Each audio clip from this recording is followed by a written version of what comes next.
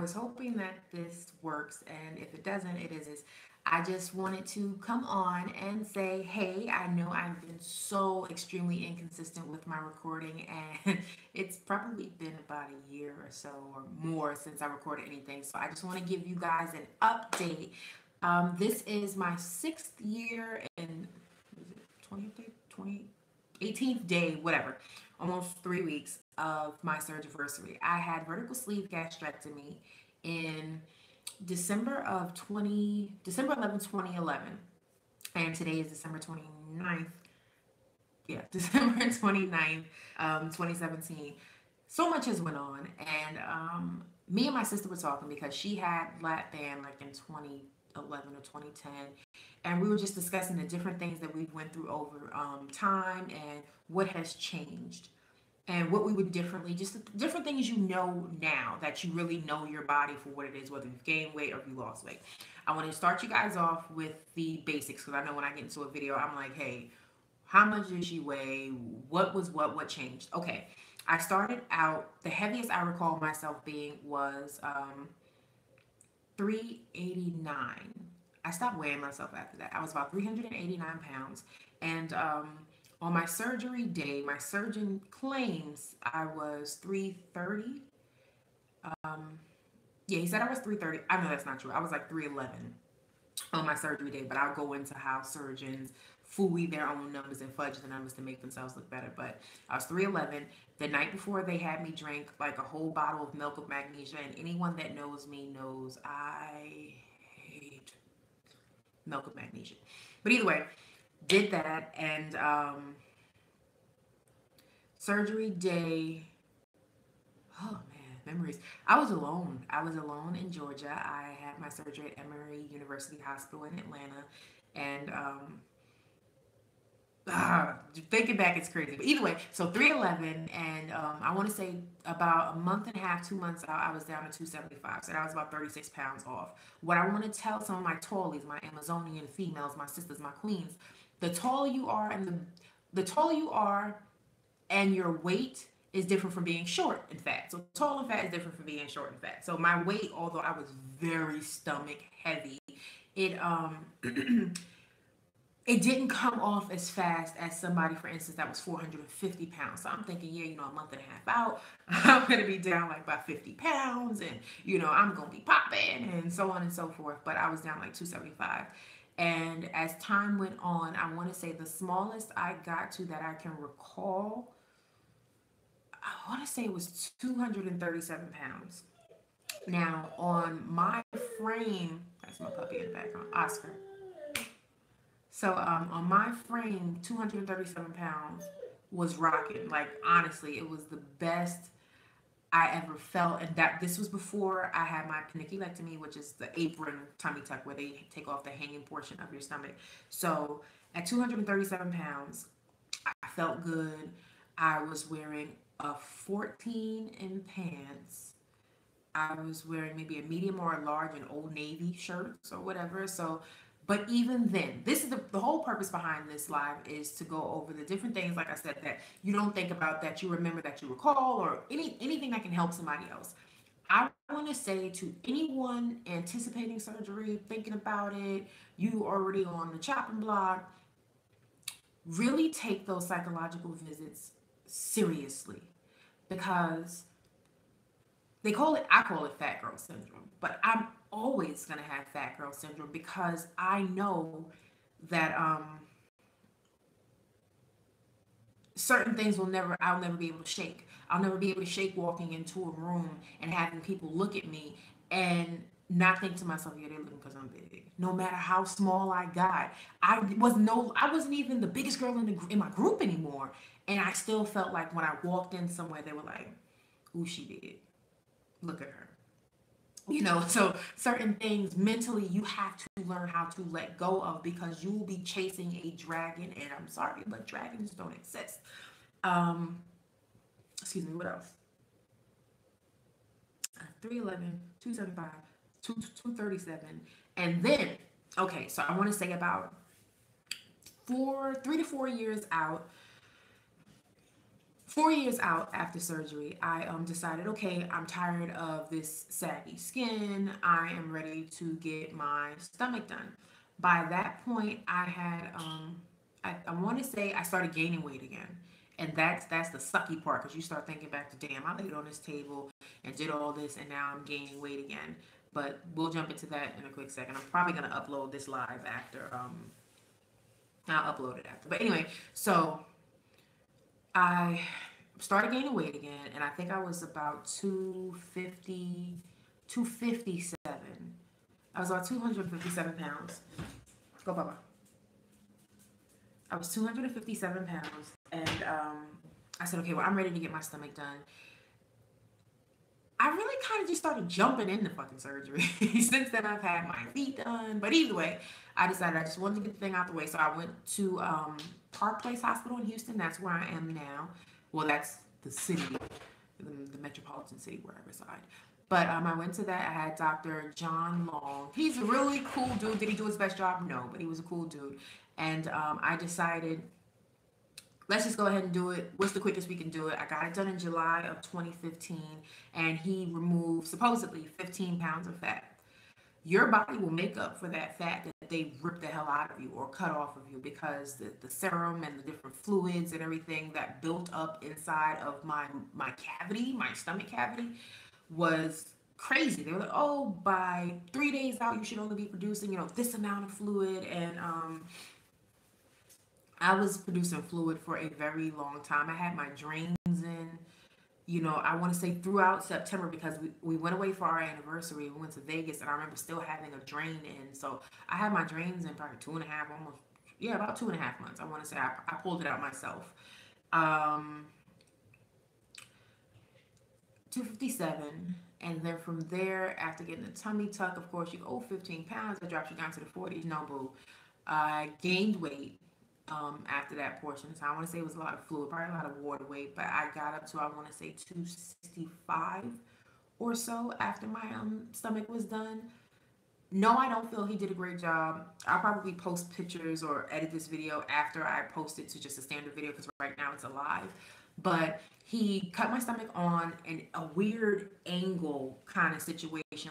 I just felt like he felt, and I know a lot of other of us fat girls, we feel like when we get these surgeries, the fucking surgeons don't care. They just figure, well, you're fat anyway, so anything I do to you is going to be better than what you had. So I think that's pretty much what he did. Or maybe he's just too old in his practice.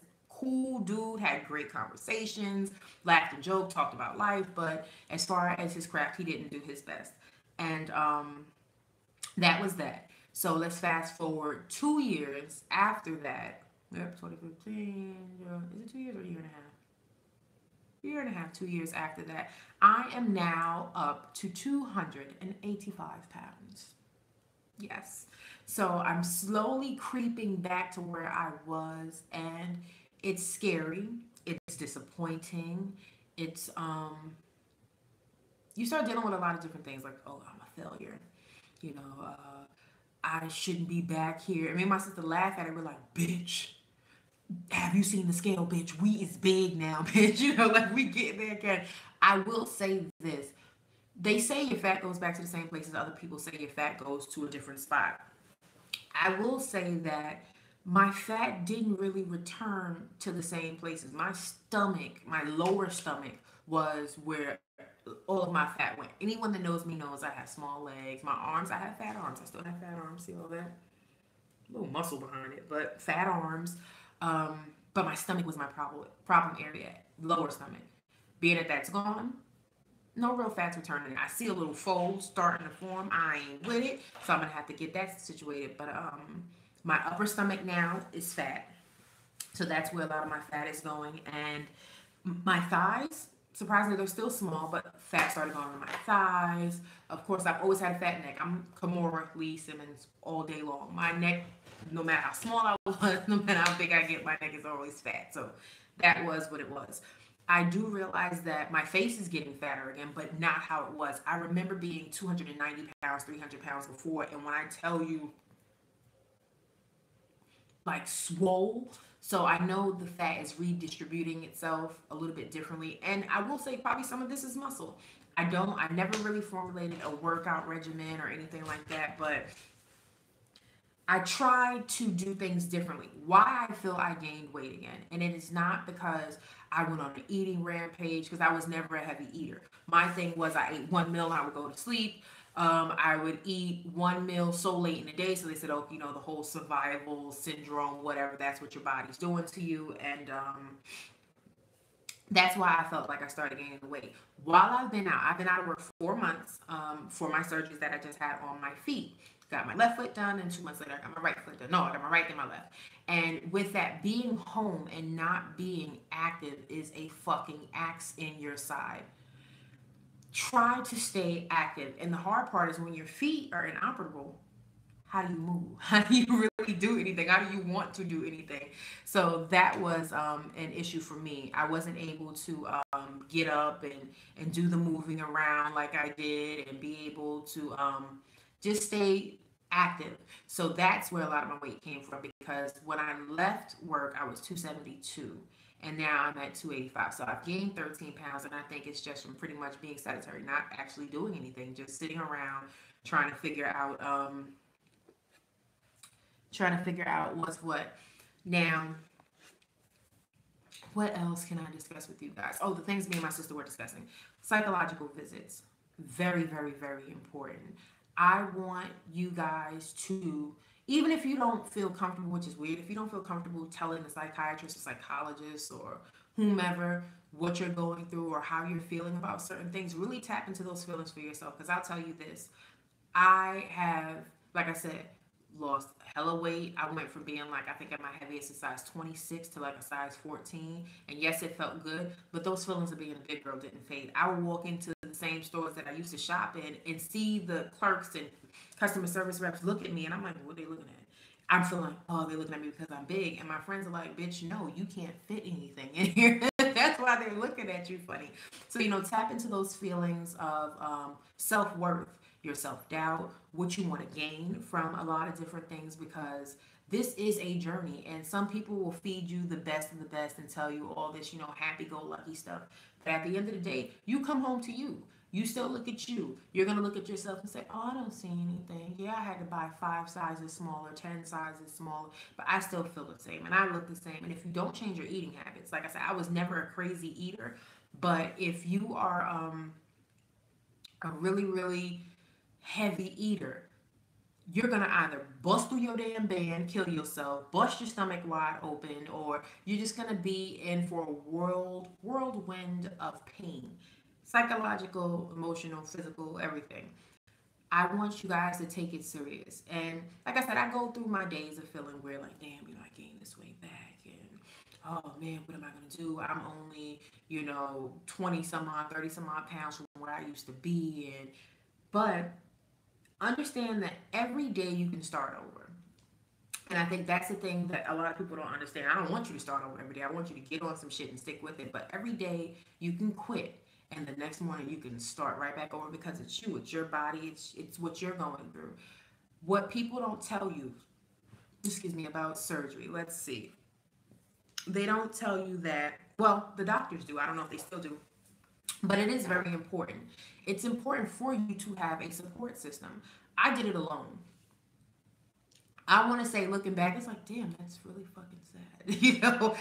I was alone through the process. So it was, I have to figure out how I'm going to get myself home from this hospital. I had a friend come pick me up, her and her family, and they dropped me off to, I want to say Walgreens or something like that, for me to pick up my medications. From there, I got on a bus and got to my apartment. The worst ride ever. I was in pain.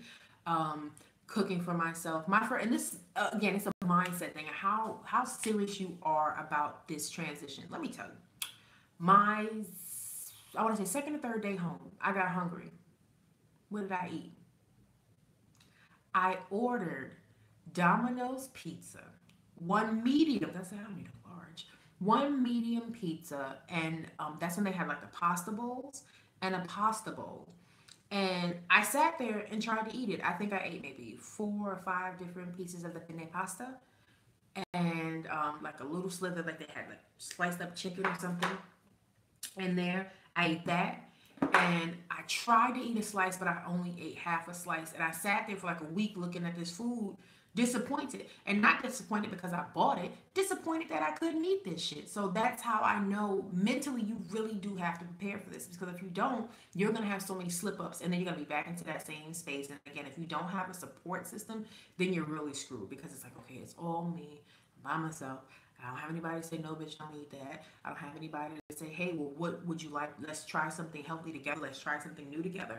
So that was another issue. What people don't tell you, you'll lose friends. You'll lose friends. Relationships will change. People will change. And a lot of them will tell you it's you. In some cases, it is you. In a lot of the cases, it's not you. People who are used to you being that fat friend, that fat wife, that fat girlfriend, that fat person in general, when that dynamic changes, your role to them changes. You may have been the coat holder, you may have been the drink watcher, you may have been the cooker, the cleaner, the whatever it is. When you finally get into yourself, everything flips, everything transitions. And I learned even before I had my surgery, maybe no, once friends knew I was having surgery, cut me off. Fellow fat girls, done. Like I'm like, this bitch was big like me. She knows the struggle. We could be, me and my sister were always been sisterhood, sisterhood, sister. Let's build, let's build, let's build. And we've had people come in and out that have just drained us of everything. They take what they want, they learn what they want, swag stealers are out there, guys. And then they depart, and then we're the worst people under the sun. We're this, we're that, blah blah blah. So yeah, definitely having a support system, understanding that people are gonna treat you differently. You're gonna feel different some days. There were some days where I got up and I was like, you know what? I feel really, really beautiful. Pimples and pores, you know, unevenness of a skin tone, and I felt great. And there were other days where I got up and I still felt like that 300 or 400 pound girl. And even now, because I'm getting closer to that bitch, but even now I still go through those feelings of this dog. Mm, this is the puppy. My big dog knows better. But even what else? Because I see I lost my train of thought.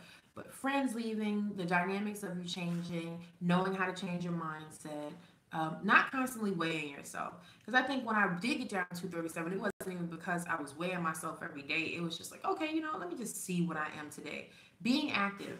People say, oh, after I get this surgery, I'm going to jump in the gym and I'm going to do X, Y, Z. You don't have to do all that shit. If that's not for you, it's not for you. You're not going to stick to it. Do things at home.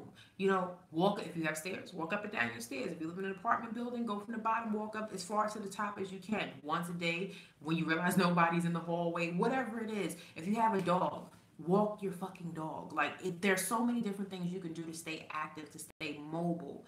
Um, those are some of the things that I was telling myself. I said, okay, well, I have to get out there and start walking, doing something, checking out the neighborhood. I bought a home and it's in a beautiful neighborhood. So it's like, okay, walk around the neighborhood, meet some of your neighbors, introduce your dogs to different parts of the neighborhood. There's so much, that people just don't tell you. And I'm trying to think of it, but bear with me. Mm, Shopping. Now, I've always felt odd when I go shopping or I buy myself things. I have that feeling of guilt, that unworthiness that I tend to deal with. But what I will say is don't do a lot of shopping within your first 2 to 3 months. Don't do it. But I've always been a heavy shopper. When I did shop, I don't shop often, but when I do like whole wardrobe. Let's get 50 different outfits in that day, and I won't shop again for like 2 or 3 years or a year and a half or so, unless I'm shopping for other people, which I do.